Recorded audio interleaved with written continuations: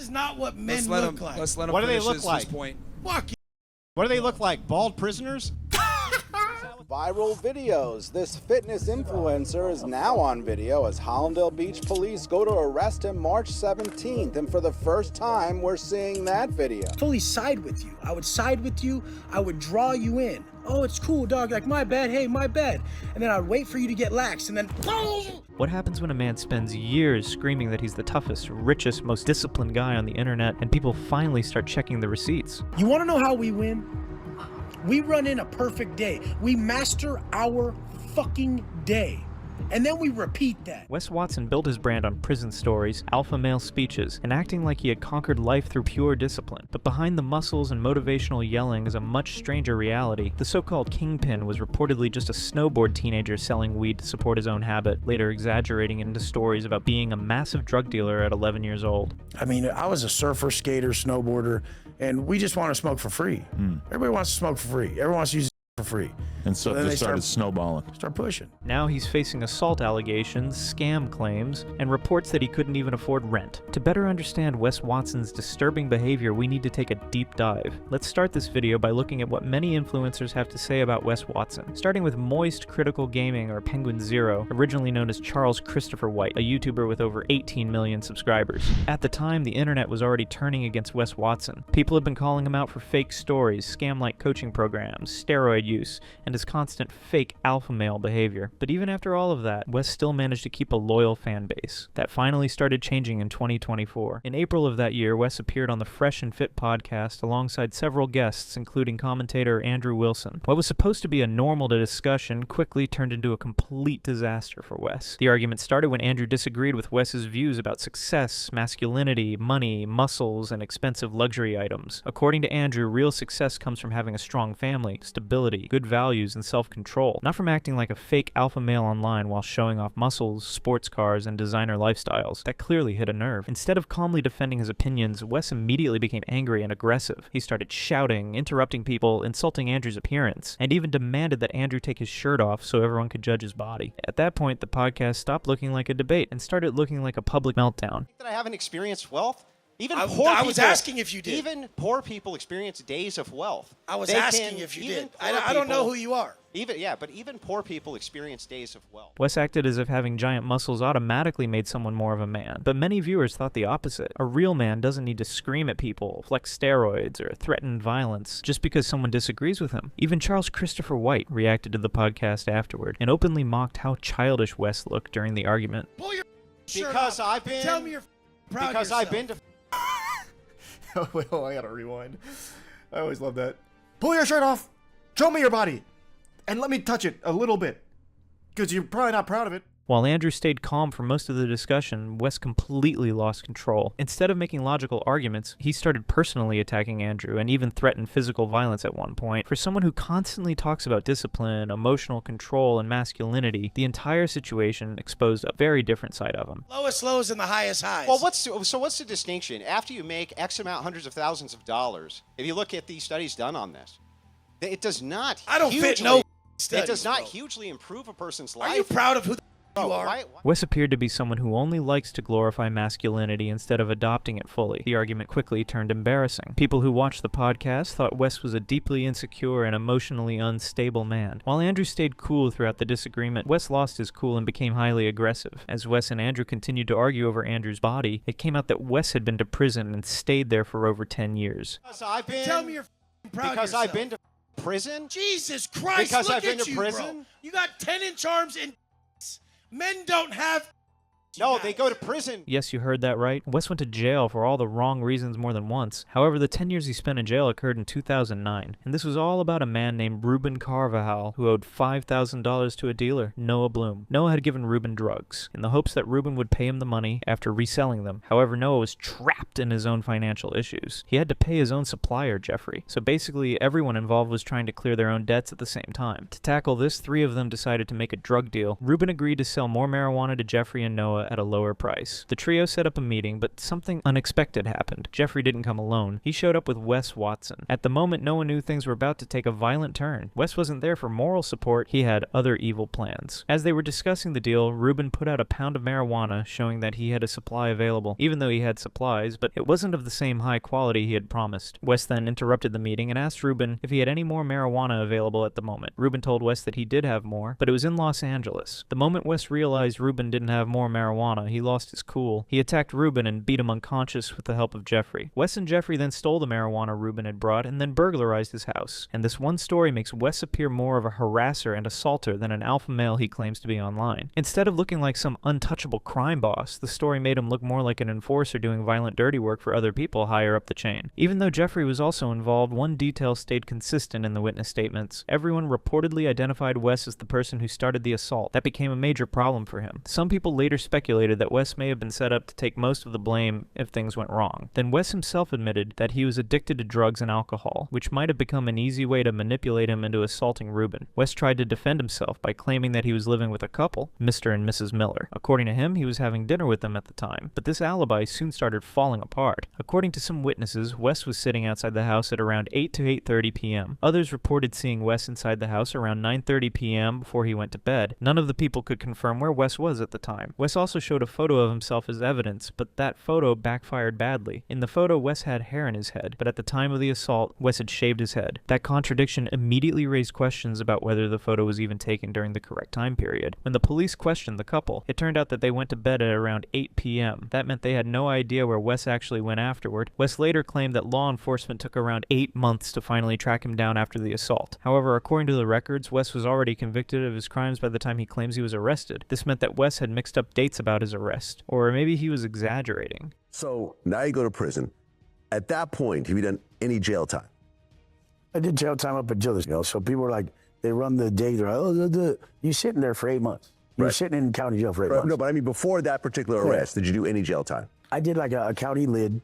However, when he was caught, Wes was charged and convicted of robbery, burglary, assault on July 28, 2010. Wes would spend around 9 years behind bars, and later he turned that prison experience into the foundation of his online career. According to Wes himself, during his time in jail, he became a shot caller, a leader who runs the gangs in prison. The way he told these stories made him sound less like a regular inmate and more like a character from a Hollywood crime movie. Your boy's been a shot caller at many spots, many yards, many buildings, and I'll tell you the breakdown of what I think's good and what I think's bad about being a shot caller. His same dramatic storytelling made him famous online. While in jail, Wes claimed he somehow got his hands on a cell phone, and he used that phone to its full potential. He started posting his black and white, grainy images on social media apps like Facebook and Instagram, showing his prison life to the world. In the images, he would work out, talking to other inmates and posing like a hardened prison leader. Young men online quickly became fascinated by the image he created. But to really understand why Wes became so obsessed with power, money, and status, you have to go back much earlier, long before the prison stories and internet fame. Wesley Thomas Watson was born in 1983 in San Diego, California. While very little is verified about his early life, we know that Wes struggled a lot with financial issues. Wes would claim that his parents were great role models for him, as they stayed together, building a good family life. His father was a provider with a great work ethic. However, Wes also claimed that his father struggled with making enough money. Paying bills and fulfilling basic needs had become an issue in Wes's household. This became the reason that he felt the need to be more successful and achieve what his father couldn't. He wanted to make loads of money through any means necessary. And since money had become the defining trait of Wes, he would also start judging people based on how much money they make. Wes didn't know, but this one habit would also get him into trouble. Wes started hustling at the young age of 11 years old, and that hustling wasn't even a good kind. Wes was neck deep into criminal world. At 12 years old, Wes had started selling drugs to meet his financial needs. When he was 13, he was sitting in the back of the car and traveling to Mardi Gras downtown. But the strange part was, he was carrying a bunch of pre-bagged drugs with him, at least 20 grams, looking to make a delivery. When you were 12 years old? Oh, selling.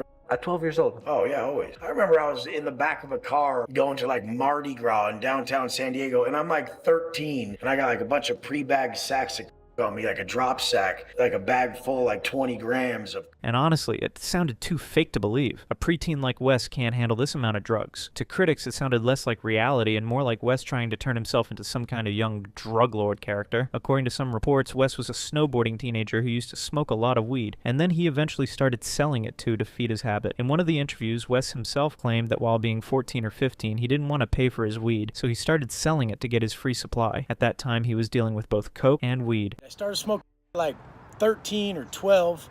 By the time I was 14 or 15, I was like, this, I need to get for free. So obviously the natural progression was to start slanging. Wes also shared how he had bought a quarter of weed and kept each gram in a sorted, clear little box. According to Wes's own admissions, he got caught with drugs several times while he was younger, but the amounts involved were reportedly small enough that he avoided major legal trouble during those years. I still remember it till this day. I had a little like clear box with each gram in it. I thought I was doing big things. I bought it for like $70. I was going to make $140 off it. That's another reason many critics doubted his larger claims about being a massive millionaire dealer at a young age. At the age of 13, Wes had started checking his FICO credit score, and soon enough, at around 16, he claimed he bought a brand new truck from the lot using cash. At 13, I was looking up my credit score. I was tripping on stuff like that to my parents. They're like, why is this guy getting stuff sent to him about his FICO score and like that? So, I mean, I was just already, and then, I mean, fast forward like to 15, I'm already at the Cadillac dealership. Like, I'm going to buy this.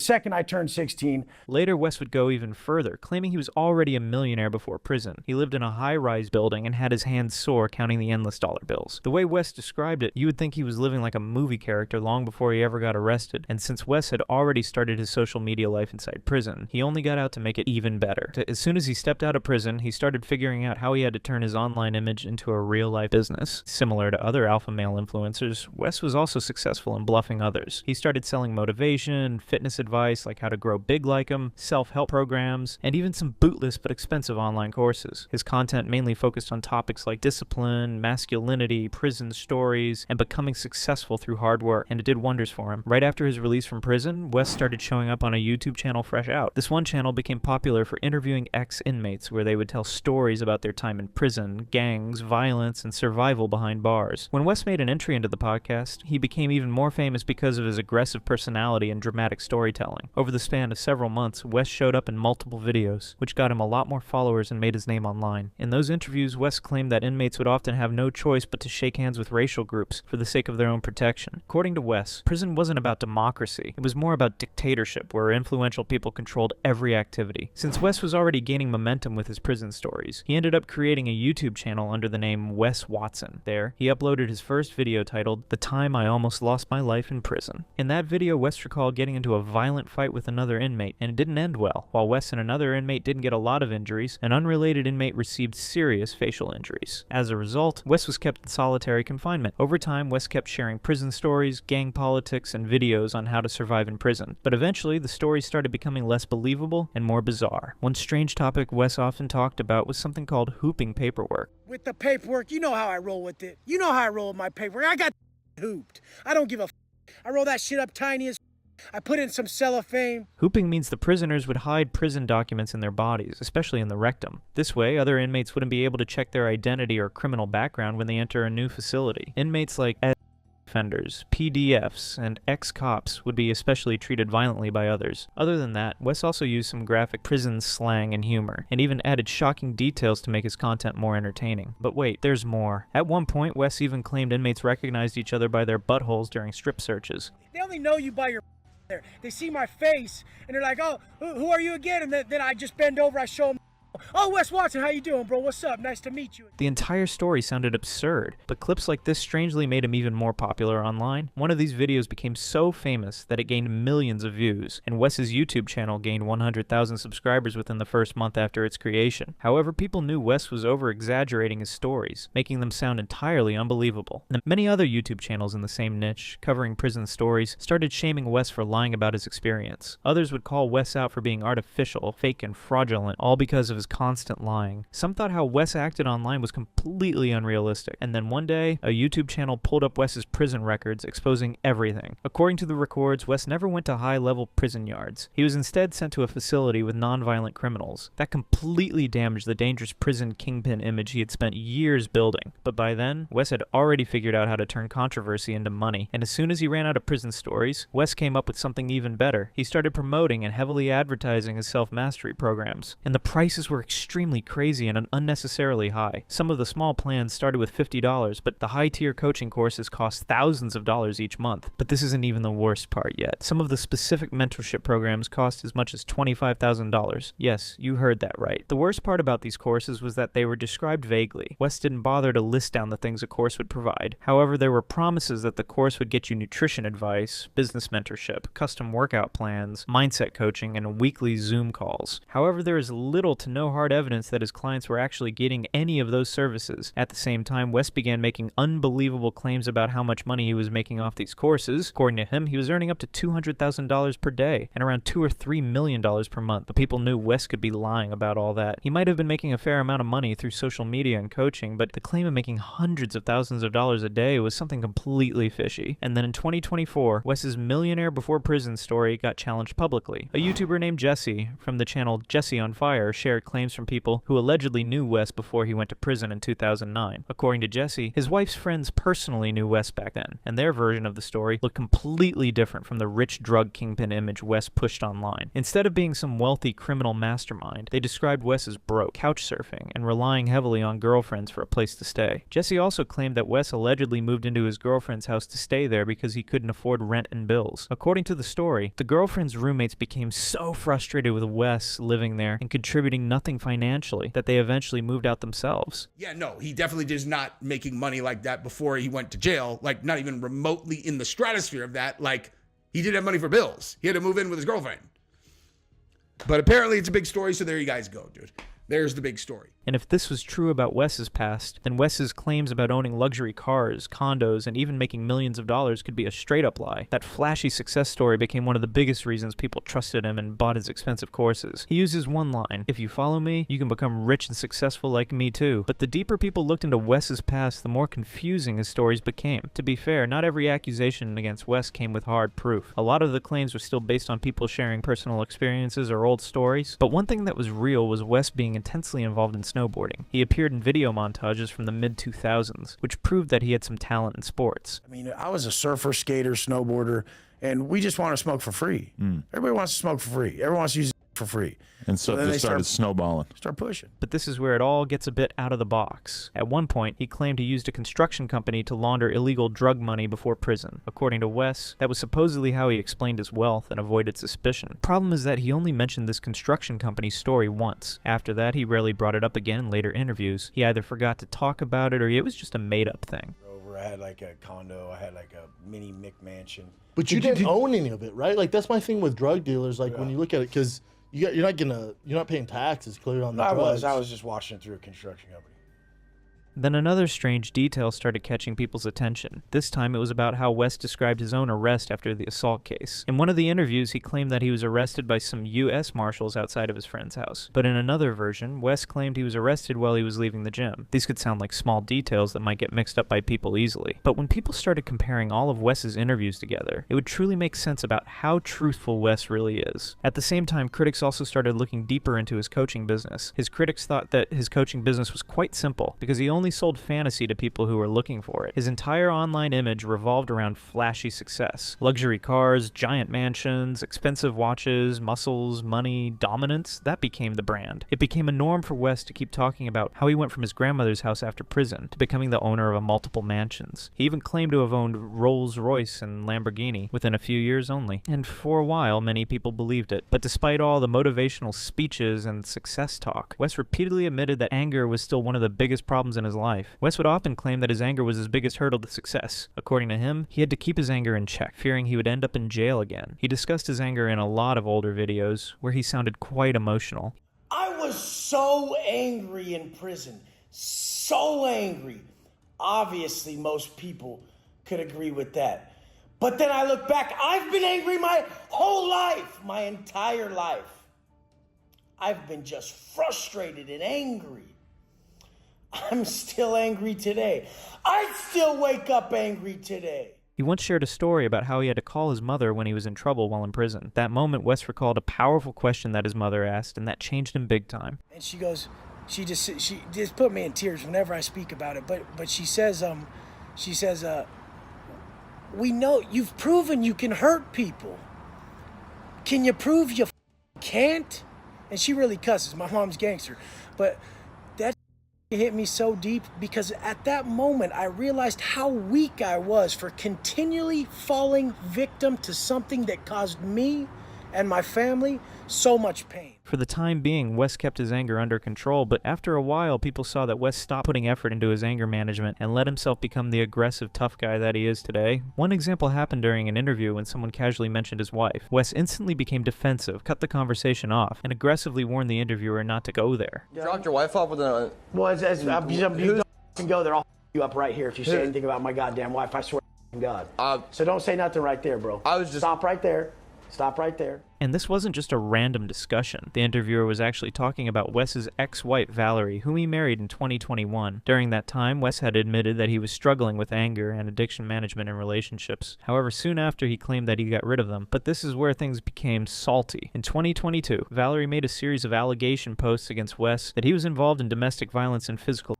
Valerie had claimed that behind closed doors, their relationship had grown toxic and that's not all. Valerie also mentioned that Wes had hurt her physically more than one time, and even threw out her stuff from the house while other women moved in. Ironically, she also dragged Wes through the mud when she said out loud that he wasn't following the things that he was preaching online. The man who built his brand around discipline, masculinity, self-control, and emotional strength was now being accused of violence and manipulation inside his own home. But pretty much all my tossed out, like it's happened before. It's not the first time. Then at the time, she insisted on dealing with those things on her own legally, instead of releasing the evidence online. Meanwhile, discussions about Wes and Valerie started spreading heavily across Reddit and social media. Some users claimed they had seen clips of the couple arguing over extremely petty things. In one story, Valerie supposedly bought several pairs of sunglasses, and Wes reportedly became furious over it. Anyway, Wes posted a video on his story of him saying, "How many times did I tell you where your sunglasses were? And then you go buy a new pair. How many times did I tell you?" Or something along those lines. It was all when Wes had claimed online that he was making millions of dollars per month, yet he still argued over buying more than one pair of glasses. Other Reddit users claimed that Wes had already started seeing another woman before he kicked Valerie and her son Wolfie out of the house. This is important because Wes once flexed about being a good father, adopting and caring deeply about Valerie's son. After their separation, Valerie showed up at an interview with Cinna Mills. In the interview, she talked about her relationship with Wes in detail and also repeated the same accusations. But according to some viewers, Valerie sounded emotional and sympathetic towards Wes, even after suffering because of him. But due to a lack of evidence and Valerie's own admission that she was an alcoholic at the time of the relationship, people dismissed her accusations. Wes's supporters continued to stand for him and degraded Valerie for speaking against him. You mentioned you've had a drinking problem. Oh yeah. and when you drink, do you get violent, or do you get how would you describe yourself when you're drinking? So violent. Probably 80% of the world would say violent. Years after their separation, their situation remained messy. Their divorce dragged on for a long time, and Wes kept talking about Valerie and her son in his videos. He would claim to still love her while making her appear as the only bad guy in their relationship. That was the moment Valerie decided to speak for herself. This came after years of accusations. Valerie finally shared the evidence with the world online. One of the pieces of evidence was a video where Wes was standing outside a bathroom and arguing with Valerie. Wes opens that little window so I can't even use the restroom in privacy. And he just closed it so he wouldn't be recorded. And now he's crying outside the restroom door. What the f are you doing?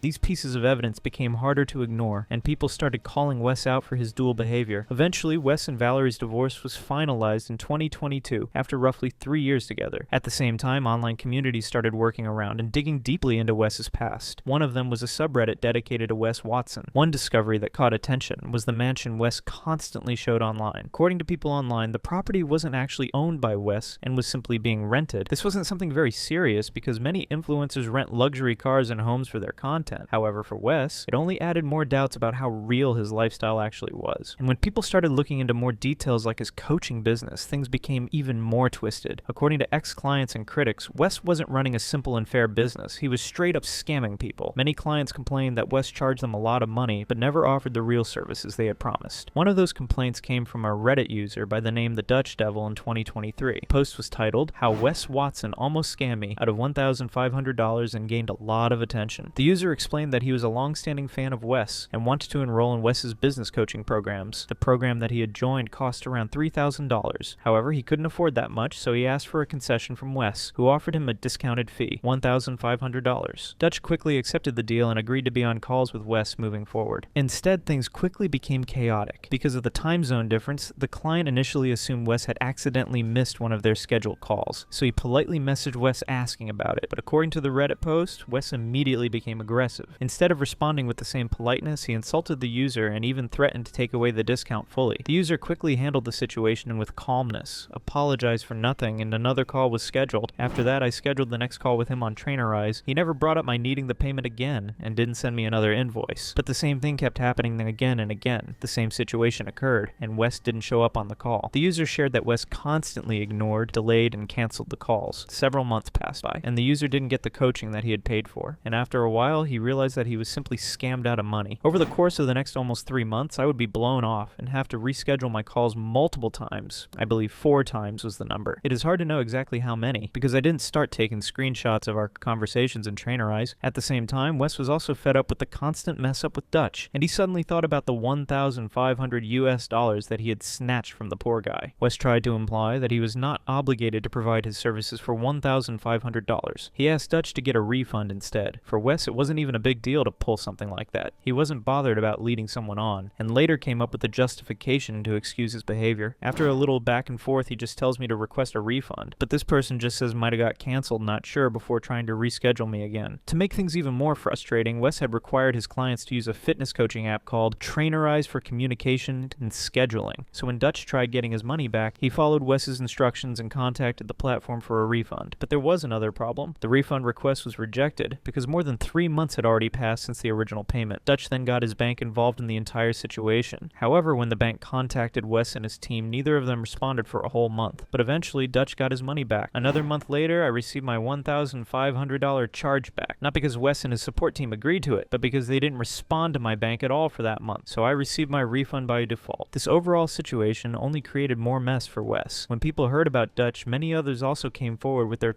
almost similar experiences with Wes. But things became even stranger after the criticism started growing. I had a similar experience with Wes. He is the most narcissistic person I have ever spoken with. Really the rudest and most unpleasant person I have spoken with for a very, very long time. Whenever there was a negative or exposing post against Wes, several accounts would emerge in support of Wes. Many users noticed that a huge number of intensely positive posts were trying to undermine and bury all the negative reviews about Wes. Even under Dutch's post, there were a huge number of comments challenging his accusations, trying to imply that he was wrong. He did not scam you, you wasted his time, you were not there on time, you break your commitments with excuses, you get half price and are still not happy. Some of the supporter accounts also threatened critics with lawsuits for defamation and slander, and with time, those accounts soon got suspended, which only raised more suspicions. At the same time, another major criticism of Wes kept growing louder: his physique. While his courses focused on fitness, weight loss, and discipline, many people noticed that Wes's entire body was the result of steroids, so it was highly unlikely for other people to achieve such a body just through workout routines and diet. Many fitness YouTubers also discussed this. In the year 2022, fitness creator Derek from More Plates, More Dates deeply analyzed Wes's body and his physique, and concluded that he was using steroids. According to Derek More Plates, More Dates, Wes actually looked far more natural and realistic during his prison years. Back then, his physique looked athletic, but still achievable. But after getting released from prison, Wes's body reportedly changed at an unbelievable speed. One of the biggest things that happened with Wes's body was that he gained around 40 pounds between 2017 and 2018, and then all of a sudden his body started to look abnormally ripped and huge, which of course couldn't be achieved with just plain workouts. And while the steroid accusations were already damaging enough, things became far worse for Wes in 2026. In March 2026, Wes found himself trapped in another controversy. This time it was about a physical